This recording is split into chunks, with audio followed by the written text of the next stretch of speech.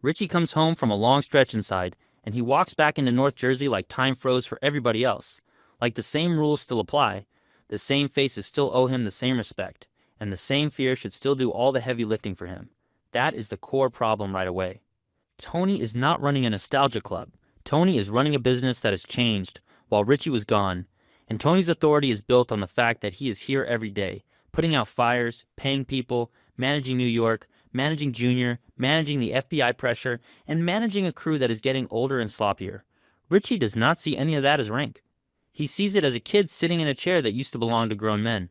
So the whole relationship starts with a mistake on both sides. Tony assumes Richie will eventually accept the new order once he gets resettled. Richie assumes Tony will fold the moment Richie reminds everyone what he used to be. The show makes it clear that Richie is not just difficult, he is aggressively out of sync with the present. He is violent in public, reckless about business, and offended by the smallest symbolic slights. The Beansy situation is the fastest example. Richie decides he is owed something. Beansy does not move fast enough, and Richie escalates to a level that creates heat, and also creates a moral problem inside the crew, because now you have a guy who just got out, crippling a local earner in a way that brings attention and also forces Tony to react. Janice even throws that in Richie's face later during their argument, reminding him that Tony does not want his kids around him because of what Richie did to Beansy. That is the kind of thing that turns tension into a countdown. Tony is trying to keep the machine quiet and profitable. Richie is making noise and acting like the noise is the point. And when Tony confronts him, Richie does not really apologize. He plays the old game. He tests boundaries. He acts like he's being corrected by someone who has not earned the right. That is why the tension between them never cools down. Every conversation is not just about the practical issue. It is about status. Who is the boss? Who gets to talk like that? Who gets to refuse? Who gets to feel disrespected and then do something about it? There is also a second layer that makes it uglier. Richie is not only clashing with Tony in business, he is tying himself to Tony's family. Janice comes back into town and she sees Richie as an opportunity and a mirror. He is old world, dangerous, newly out, hungry for a comeback, and emotionally crude in ways that remind her of the household she grew up in. She slides into that dynamic fast, and she does not just join his life, she starts steering it. When Richie complains about Tony, she does not calm him down. She pushes him toward bigger moves. The show places her in the middle of his ambition, helping it become a plan instead of a fantasy. By the time you get to that final stretch, Tony has moved from annoyance to alarm. Junior tips Tony off that Richie is trying to get permission to take Tony out, and Tony immediately shifts into survival mode. He starts planning for Richie to be taken off the board, even discussing the move with Silvio, because at that point it is not a disagreement anymore, it is a threat with a timeline. The important thing is what this says about Richie. Richie is not only refusing to follow. He is actively shopping a coup, like he is still living in a world where the old guard can just correct leadership by force. And then the situation flips in the most darkly ironic way possible. Tony is preparing to whack Richie, and Janice does it first, not as part of the life exactly, but as the ugliest domestic ending to everything she thought she could control. What happens in the house is not a grand underworld execution. It is a messy human, boiling argument that turns into a sudden point of no return. Richie and Janice spend a tense evening at Livia's place. Dinner, resentment, the feeling that both of them are lying to themselves about what they are building. Richie expresses disgust about his son being a dancer, Janice defends him, and Richie responds the way he has always responded when he feels challenged in his own home. He punches her in the mouth. That moment matters because it tells Janice the truth in a language she cannot deny. Richie can talk about love and rings and marriage and new starts, but the second she does not submit, he goes to violence without hesitation. It is not a slip. It is a rule he believes in. Janice leaves the room, comes back with a gun, and shoots him, and notice what that does to the meaning of the whole season. Richie spent months trying to re-establish power through intimidation and tradition. Like he tried to bully the street, bully the crew, bully Tony. In the end, the person who stops him is the one person he assumed he could control completely, in the place where he believed he had the most total authority. It is not a mob ending. It is a domestic ending, which is almost more humiliating for a guy like Richie.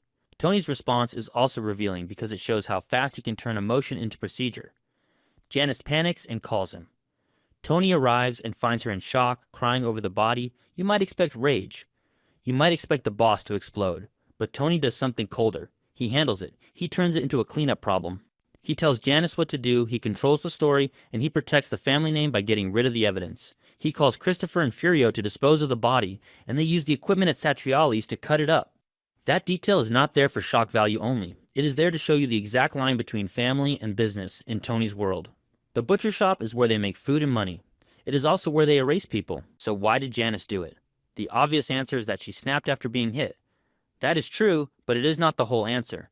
Janice is not a stranger to manipulation, power games, or moral bargaining. She came back into Tony's orbit with an appetite for identity, control, and attention. With Richie, she got to play a role she loves. The wise partner, the spiritual fixer, the first 100 and teeth the day of her teens, the woman who can tame the dangerous man and also benefit from his comeback. She talks like she is building a healthier love, but she is also seduced by the idea of standing next to a feared man as he rises. That is why she pushes him toward conflict with Tony. It gives her importance. It gives her purpose. It gives her leverage. But the punch destroys her fantasy in 1 second. Because now the story's not, I can't guide him. The story is, I am next. And Janice's entire personality is built around refusing to be powerless. She does not absorb humiliation quietly. She does not accept pain as the price of belonging. She will leave towns, leave relationships, change names, reinvent herself. Anything to avoid being trapped in a role where someone else has authority over her. When Richie hits her, he is not just hurting her physically. He is trying to place her back into the childhood position she ran from, the position where the man decides what you are allowed to say. She answers in the only language that actually ends the argument forever. There is also a cruel symmetry here. Richie is a product of an older mentality where hitting your partner is treated like a private matter, almost a right. Janice is a product of the same violent ecosystem, but she refuses the private matter logic. She has lived around men who solve everything with dominance. That is why her reaction is not to leave and cry for help from outsiders. Her reaction is to solve it the way men around her solve things. A gun. A final act. A permanent decision. Did she truly regret it later? You can read Janice two ways, and the show invites that split on purpose. On the surface, she is shaken. She is crying when Tony arrives. She flees back to Seattle the next morning. Those are not the actions of someone who feels nothing. But regret is tricky with Janice, because she often confuses regret with self-pity, and she often confuses guilt with inconvenience. The strongest argument that she regretted it is that in the immediate aftermath, she looks genuinely broken, like she cannot believe what she has just done, like she has crossed a line she did not fully plan to cross. It is raw, not performative. The strongest argument that she did not regret it in a deep moral sense is what happens next. She does not stay and face the wreckage. She does not sit with the reality. She runs, and when she returns to town later in the series, she is still Janice, still chasing comfort, status, and a new framework that makes her feel like the hero of her own story. That does not mean she felt no guilt. It means her survival instinct is stronger than her conscience. If she regrets anything, she may regret that she got pulled into another family war, another violent man, another life that made her into someone she could not fully defend in a mirror. But she also may feel relief that she's not trapped with Richie, because the punch showed her what marriage to him would look like, and she was not willing to live that life. Now the last piece, the lie, and who knows. Tony's public story is that Richie joined witness protection. We see Tony use that exact cover later when talking to Richie's nephew. On paper, it is a smart lie. It explains why a made guy disappears with no funeral. It plants the idea that he flipped, which stains his name and discourages loyalists from openly mourning or seeking revenge. And it also fits a known pattern in their world where witness protection is sometimes said out loud as a polite way to talk about a person vanishing. But inside the crew, there are different levels of knowledge. The people who know for sure Tony is lying are the people who touch the truth with their hands. Tony, obviously. Janice, obviously. And then Christopher and Furio, because Tony calls them in and they physically dispose of the body at Satriel's, they do not suspect. They know. And because Christopher is a talker and a gossip when he is emotional or using substances, Tony is taking a risk, even letting him into something that's sensitive, which shows you how urgent it was and how much Tony chose blood over protocol in that moment. Then you have the people who almost certainly recognize the lie, even if they do not know the exact story behind it. Silvio is at the top of that list. Tony is already discussing plans to have Richie taken out before the shooting happens. A guy like Silvio does not hear he went into witness protection and take it literally. He hears it as a label placed on disappearance. Whether he knows Janice pulled the trigger is a different question, but he would understand that Richie did not simply become a government cooperator overnight and vanish cleanly with no ripples. Paulie is another likely reader of the truth in the same way. Paulie lives in codes and street meaning. He has seen enough disappearances to know that the official story is usually for outsiders and for lower-level associates who need a clean answer. With Paulie, it is less about evidence and more about instinct. When a problem guy vanishes at the exact moment his conflict with Tony peaks, The odds of real witness protection drop to almost zero. Then you have Junior, who is not the crew in the day-to-day way, but he's still inside the power structure. He knows Richie has been pushing for Tony to be taken out, because Richie brought it to him and Junior ends up warning Tony about it. So when Richie disappears right after that, Junior does not need a confession to understand what probably happened. He might not know the domestic detail, and he might not know the cleanup logistics, but he has enough context to know that the witness protection line is a cover story, not a documentary fact. And finally, you have the wider circle, the soldiers and associates who do not have direct access. Many of them still know in the way people in that life know things. They may repeat the story out loud, but they do not fully believe it. Because Richie is not the type to quietly cooperate, and because disappearing into government care usually leaves behind telltale signs like frantic money movement, sudden paranoia, rushed exits, whispers of meetings. Instead, Richie disappears like someone got erased. In their world, that points back to Tony even if the real trigger was Janice. So the clean answer is this. The only made guys we can say with total certainty, no. Tony is lying are Christopher and Furio, because they are part of disposal, and Tony himself, because he orchestrates the cover beyond them. The top leadership figures around Tony would recognize the lie as a lie, even if they do not know Janice was the one who pulled the trigger, because the timing, the history, and the way these stories work make the official version impossible to swallow in a literal way. And once you step back from the shock of it, once you stop looking at the scene like a single outburst and start looking at it like a structural event, you realize something uncomfortable about the way Tony's world works. Richie getting whacked is not only the end of a problem, it is also a kind of invisible repair. The machine had a bad part in it, a part that rattled too loud, drew too much attention, threatened to jam the gears, and the machine did what machines do. It removed the part. The fact that it happened inside a home, and not in a parking lot or behind a deli, does not change the function. If anything, it proves the point. In this life, violence is not a special occasion. It is just the emergency exit. The question of whether it benefited Tony is almost unfair, because on the surface it obviously did. Richie was a threat that was getting more real by the day. He was not just a cranky old soldier who needed time to settle. He was recruiting against Tony, he was testing how far he could push, and he was acting in ways that forced Tony to respond publicly. That last part is key. A boss can tolerate a lot of private frustration. What a boss cannot tolerate is a guy who makes him look weak out in the open. The moment Richie starts doing things that require Tony to step in and discipline him, it becomes a scoreboard. If Tony handles it too softly, people learn a lesson they should never learn. If Tony handles it too harshly, he risks looking impulsive, and he risks turning Richie into a martyr for every bitter guy who misses the old days. So Tony tries the middle path. He gives Richie opportunities. He talks to him like a leader trying to integrate a dangerous asset. He offers him money, work, a lane to operate in. But Richie is not looking for a lane. He is looking for a throne, or at least the feeling of one. He wants Tony to publicly treat him as a major force, and Tony cannot do that because Tony understands something Richie does not. In the present version of their world, respect is not handed out like a welcome home gift. Respect is a currency you pay for with earning and stability. Richie comes home and wants to be paid in respect before he has earned anything other than fear. And fear is the most expensive kind of payment because it comes with interest. Tony also knows Richie is heat, and not the romantic kind of heat that makes the crew feel alive, the stupid heat. The kind that brings cops, lawsuits, hospital bills, attention from civilians, attention from other crews, attention from anyone with a reason to notice. Richie crippling Beansy is exactly that. That single incident creates ripples Tony has to manage, and it sends a message to the outside world that someone violent and unpredictable is back in circulation. Tony is always balancing visibility. He makes money by being visible enough to be powerful, but not so visible that the wrong eyes can map his movements. Richie threatens that balance.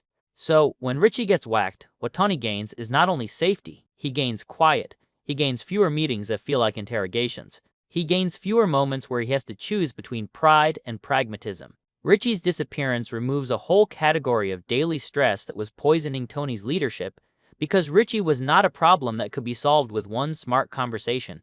Richie was a personality problem. He was a walking refusal. There is also a more subtle benefit, and it's the one Tony would never say out loud, even to himself. Richie getting whacked spares Tony from the slow humiliation of being forced into a civil war inside his own family. If Richie stayed alive, the tension would have escalated. More guys would have been pulled into sides, even if nobody wanted to admit it. That is how these things spread. One guy makes a comment. Another guy laughs a little too hard. Someone else mentions the old days. Then a meeting feels weird. Then a handshake feels cold. Then you have a split that nobody planned, but everyone participates in because the atmosphere demands it. Tony is smart enough to see that possibility, and it terrifies him more than a clean act of violence does, because a split is messy, and messy is where law enforcement thrives. So yes, in a purely strategic sense, it benefited him that Richie got whacked. But the show never lets you live only in strategy. The benefit comes with poison inside it. Because Richie being whacked the way he was, by Janice, creates a different kind of problem for Tony. It hands Tony a secret that is not only operational, but personal. If Tony had ordered it, he could compartmentalize it as business. He could tell himself it was necessary and then move on. But because Janice did it, Tony has to absorb it in the one place he hates absorbing anything: family. He has to cover for his sister, manage her panic, and carry the knowledge that this thing happened because his house is built on the same violence his crew lives by. That is harder for Tony to file away. That is harder for him to pretend is separate from his children, separate from Sunday dinners, separate from the image of himself as a provider. And there is another cost. Richie was a made guy. In that world, you are not supposed to vanish without explanation. A disappearance can be managed, but it still creates questions, and questions are dangerous because they invite stories. Tony's witness protection story is clever for the reasons we already touched on. It stains Richie, it discourages open grief, it turns curiosity into disgust. But it also plants a seed. It tells everyone that cooperating is on the table as a concept, which can raise paranoia across the board. In a culture built on loyalty theater, even the idea that a guy might flip is corrosive. Tony uses that corrosion as a weapon against Richie's memory, but he also has to live in the fumes afterward. Now, would Tony have done it himself if Janice had never been there? If that argument never happened? If Richie had walked out of that house alive that night? The honest answer is that Tony was already halfway there. He had reached the point where he was no longer asking whether Richie could be managed. He was asking when to remove him. That is a huge shift. Tony often tries to delay permanent decisions. He bargains with time. He tells himself he can handle it tomorrow, next week, after one more sit-down. But with Richie, the clock is not just emotional, it is tactical. Once Tony learns Richie is looking for permission to take him out, the situation is no longer about pride, it is about survival. A boss cannot let a man who is openly plotting sit around and breathe, because that man will either strike or force Tony to strike later under worse conditions. So yes, Tony would have whacked him, or at least ordered him whacked if Janice had not done it first. The real debate is not whether, it is how. Tony's preference, when he is being calculating, is to avoid doing these things with his own hands. He likes to keep a layer between himself and the act, because layers protect you legally, politically, and psychologically. Layers keep your image clean in the eyes of certain people. Layers also preserve the illusion that you are a leader, not a street-level trigger man. Tony is capable of personal violence, and we see him cross that line in other situations. But that is usually when the emotion spikes, when he feels personally betrayed, humiliated, or cornered in a way that burns his pride. Richie was a personal irritant, yes, but Tony's anger toward him is mostly managerial. It is the anger of a boss dealing with an unstable asset. That kind of anger usually leads to delegation, not a personal trip to a basement with a gun. So if Janice never happens, the most likely outcome is that Tony orders it and assigns it. He would pick people he trusts, people who can keep quiet, people who will not botch it and create extra noise. He would set it up so it looks like something else, or at least so it does not point directly back to him in a way that forces the entire crew to confront it openly. Tony has to think about optics. Even if everyone knows what happened, there is a difference between knowing and being forced to say you know. But could Tony have done it himself? It is not impossible. Tony is not a pure delegator. He has a streak of wanting to be the hand that ends a problem when the problem feels too close to his identity. Richie is close to his identity in one particular way. Richie represents the old world that keeps judging Tony, measuring him against men who are dead, men who are mythologized, men who never had to run the operation in this exact era. Richie comes home and acts like Tony is a temporary manager, like Tony is filling in, and that insult touches a nerve that is older than business. It touches Tony's fear of being seen as illegitimate. So, if Richie pushed the right button at the wrong time, Tony could have snapped into a personal act. Tony has that capacity. The show makes it clear Tony is not only a strategist, he is also a man with a temper and a sense of entitlement to be respected. If Richie ever made Tony feel cornered in a private moment, or if Richie ever did something that directly endangered Tony's kids, Tony might have pulled that violence closer to himself. But in the likely timeline, Tony would have ordered it rather than doing it personally, because ordering is cleaner and also more consistent with the boss identity he is always trying to protect. What Janice did, strangely, is remove Tony's agency while still giving him the benefits of the outcome. That's a twisted kind of luck. Tony gets Richie off the board without having to authorize the whacking in the usual way. But then he has to pay for that luck by becoming the cleanup guy for his sister's emotional collapse, and by taking on the burden of covering a family event with business methods. It is like the universe gave Tony what he needed, and then laughed at him for pretending he has separate lives. And you can see the ripple effects of Richie being gone in the way Tony carries himself afterward. There is relief, but it is not joyful relief. It is the relief of a man whose neck was inches from a blade, and now the blade is gone. That kind of relief does not feel like happiness. It feels like exhaustion. Tony gets to keep his seat, but he also gets a reminder that his seat is never safe. It is safe only as long as he is willing to do what it takes to keep it safe, or as long as someone else does the dirty work for him. It also benefits Tony in a social way inside the crew, because Richie was becoming a magnet for other people's resentments. The crew always has guys who feel underpaid, overlooked, disrespected. They might not have the courage to move against Tony directly, but they will orbit a person who seems like he might. Richie's mere presence creates an option, a fantasy option, for anyone who wants to imagine a different hierarchy. Once Richie disappears, that option disappears with him. Everyone goes back to the reality that Tony is the center of gravity.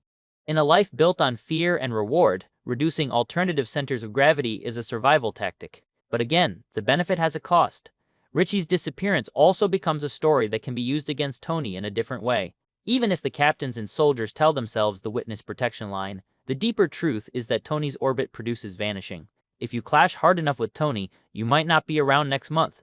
That is useful as deterrence, but it also builds a climate of quiet resentment. The men around Tony do not love him because he is humane. They tolerate him because he pays and because he is dangerous.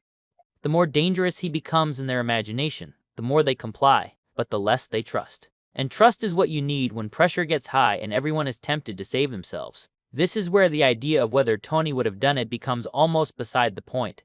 Because the crew's emotional reality is not built on legal proof, it is built on patterns. They do not need to know the precise chain of events. They just need to know what kind of ending tends to happen to a man who challenges the boss. Richie challenged the boss and then vanished. The pattern is clear enough. The other big question is whether Richie being whacked improved Tony's business situation in the long run, not just his safety. And the answer is yes. Because Richie was not only a threat, he was also a drag. Richie was not bringing in something so valuable that Tony had to tolerate the chaos. Richie was bringing chaos without compensating upside. In a crew where everyone is always making excuses for their weaknesses, the only weakness that gets forgiven is the one that comes with a fat envelope. Richie's envelope was not fat enough to justify the headaches he created. Removing him cleans the culture in a way. It tells the whole organization that being old school does not automatically mean you get to behave like an animal. But it also creates a vacuum.